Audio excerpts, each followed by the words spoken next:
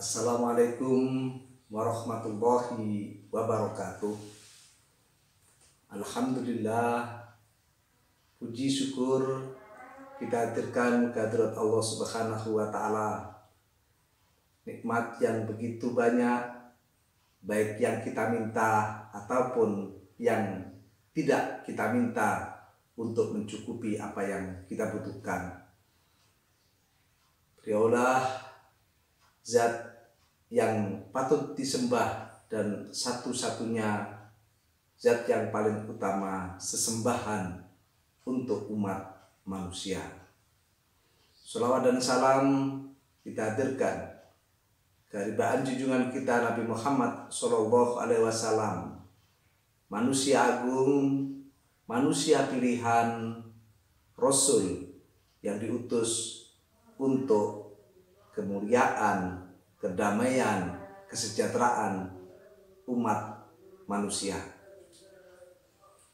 Pemirsa yang dirahmati oleh Allah, 10 hari pertama Allah menjanjikan rahmat untuk siapa saja yang Allah jumpakan di bulan Ramadan. Allah tidak memilih apakah mereka orang-orang yang Islam, apakah mereka berpuasa, baik yang berpuasa maupun orang-orang yang beragama apapun, status sosial apapun, dan pekerjaan apapun. Di bulan Ramadan ini Allah turunkan rahmatnya. Sebagaimana Allah turunkan Rasulullah Muhammad Sallallahu Alaihi Wasallam, A'udzu billahi minasyaitonir rajim. Bismillahirrahmanirrahim. Wa ma arsalnaka illa rahmatan lil alamin.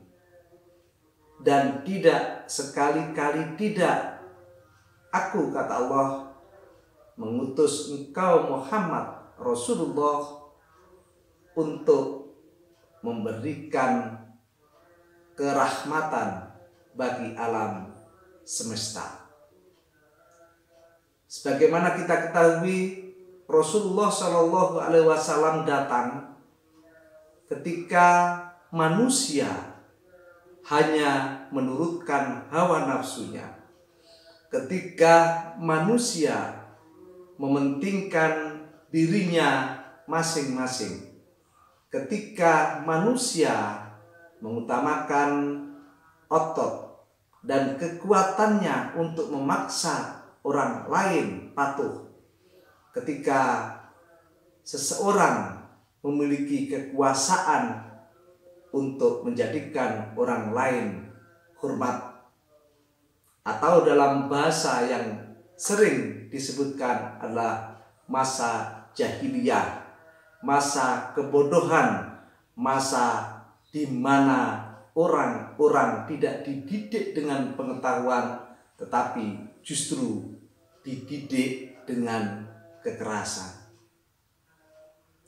Karenanya Rasulullah Shallallahu Alaihi Wasallam hadir, di antaranya adalah untuk menyelamatkan manusia minadz dzulumati ilan nur, dari kegelapan menuju terang benderang. Maksudnya kegelapan ialah bahwa manusia itu tidak memiliki masa depan yang jelas. Manusia dihadapkan pada kenyataan yang menyakitkan dan seakan-akan kematian adalah tujuan utama. Maka Rasulullah Shallallahu Alaihi Wasallam hadir untuk memberikan kejelasan, memberikan cahaya, memberikan pelita bahwa sesungguhnya manusia di dunia ini memiliki harapan atas apa saja yang diusahakan, dan Allah akan membalasnya sesuai dengan amal perbuatan. Begitu juga pada saat itu kaum perempuan, kalau di dalam kultur bahasa, kultur Jawa yang hanya bertugas di dapur, kasur dan sumur, tapi pada masa zaman sebelum Rasulullah itu jauh lebih kejam. Mereka ketika sedang menstruasi, mereka disingkirkan dan ditempatkan di kandang-kandang kuda. Ini menunjukkan bahwa kehinaan bagi wanita. Begitu pula jauh sebelum Rasulullah SAW hadir, setiap anak atau bayi perempuan akan dikubur hidup-hidup, karena itu menjadi kemalangan atau kesialan dan aib keluarga. Rasulullah hadir untuk memberikan kedamaian, memberikan keadilan, sehingga Rasulullah menciptakan, memberikan contoh bagaimana orang yang ada di kanan kiri kita ini diperlakukan secara manusiawi.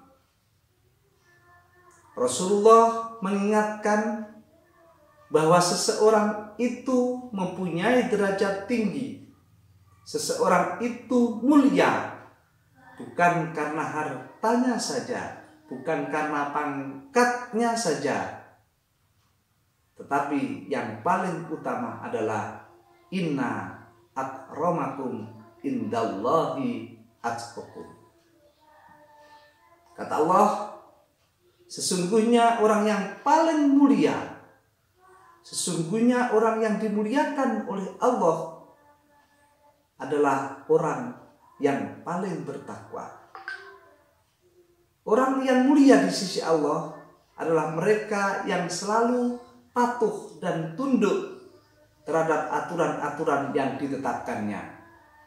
Sehingga kepatuhan inilah yang menjadikan seseorang itu mulia, karena dia sadar terhadap peraturan-peraturan yang ada di lingkungannya. Dia bisa hidup tertib karena mengikuti tata tertib yang ada. Kemuliaan seseorang ditunjukkan dengan kepatuhannya terhadap nilai-nilai luhur, nilai-nilai spiritual yang ada.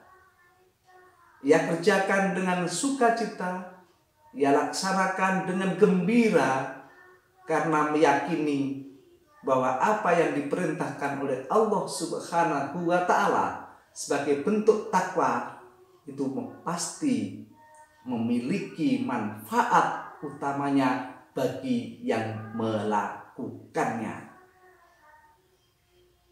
Karena itu pemirsa yang dimuliakan oleh Allah Subhanahu wa Ta'ala, Ramadan pada 10 yang pertama ini Allah menjanjikan rahmat. Maka kita harus menjadi orang kanan kiri, menjadi manusia kanan kiri, semuanya oke, atau kanan kiri oke. Artinya apa? Kanan sebagai simbol kesenangan, kanan sebagai simbol keberkahan, kanan sebagai simbol kebenaran, kanan sebagai simbol orang yang kita cintai. Kita bisa hidup berdampingan dengan baik. Begitu juga dengan kiri, artinya orang yang kita benci, orang yang senantiasa merugikan kita, orang yang tidak memiliki status sosial yang tinggi, orang yang tidak begitu memiliki makna dalam hidup kita. Kita bisa bergaul dan menghargainya sesuai dengan harkat kemanusiaan. Kita mengukur keniscayaan, kita mengukur kewajaran bahwa setiap manusia akan menjadi dirinya sesuai dengan jati diri yang dicita-citakan. Orang yang mendapat kerahmatan berpuasa bukan berarti hanya akan bisa bergabung, bergaul menerima komunikasi dengan orang yang baik-baik saja, tetapi orang yang mendapatkan rahmat dari Allah Subhanahu wa Ta'ala akan senantiasa memandang derajat kemanusiaannya sebagaimana Allah tetapkan dan Allah menilai hakikat dan martabat manusia. Manusia, hamba yang sedang melaksanakan puasa tidak pernah memandang sebelah mata orang yang tidak berilmu, tidak pernah menghinakan orang yang tidak berpangkat, tidak pernah mengenyahkan orang yang meminta-minta. Orang yang mendapat rahmat dalam berpuasa akan mampu menghadapi siapapun, apapun kondisi yang ada di sekitar kita, dan kita tetap iman dan takwa kepada Allah Subhanahu wa Ta'ala. Sebagaimana yang kami sebutkan di atas, bahwa Rasulullah ditugaskan untuk mewujudkan rasa kasih dan sayang, untuk mewujudkan keadilan, untuk mewujudkan kesejahteraan, maka itu bisa kita lakukan manakala kita mampu menerima semua orang secara netral untuk hati kita.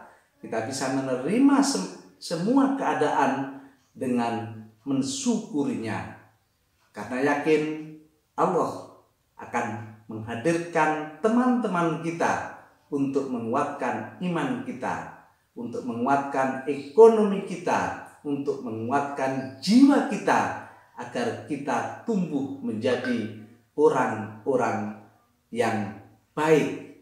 Karena Allah ciptakan manusia itu dalam rangka mencari siapa hambaku yang paling baik.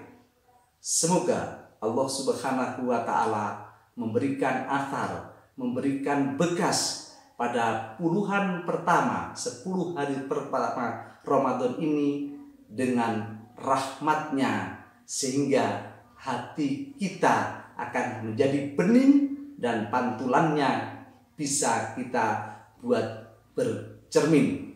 Semoga hati kita sebening telaga yang kejernihannya mampu mensucikan seluruh dosa-dosa.